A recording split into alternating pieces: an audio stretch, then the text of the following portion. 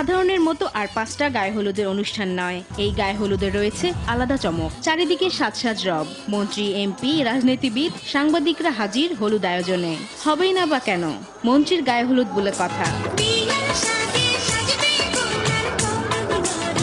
চিরকুমারের তকমা ঝেড়ে ফেলে অবশেষে মন্ত্রী গায়ে হলুদ ছোঁয়ালেন। 67 বছর বয়সী রেলমন্ত্রী জীবনসঙ্গী হতে যাচ্ছেন 29 বছর বয়সী হুনুফা আক্তার রিক্তা। গায়ে হলুদের এক ফাঁকে মন্ত্রী সাংবাদিকদের জানান, প্রধানমন্ত্রী শেখ হাসিনা দম্পতিকে শুভেচ্ছা জানিয়েছেন। বললেন, বিয়ের জন্য বয়স কোনো বাধা নয়। মাননীয় প্রধানমন্ত্রী আমাকে প্রাণ ভরে দোয়া করেছে।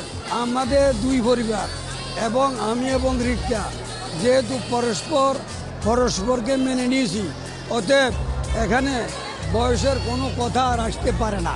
মনের মিলেই সবচেয়ে বড় কথা। দেশবাসীর কাছে দোয়া চেয়েছেন এই দম্পতি।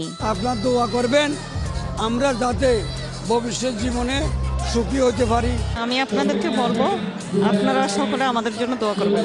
মন্ত্রীর গায়ে হলুদের আয়োজনে চমক দেখাতে হাজির হন সঙ্গীত শিল্পীরা।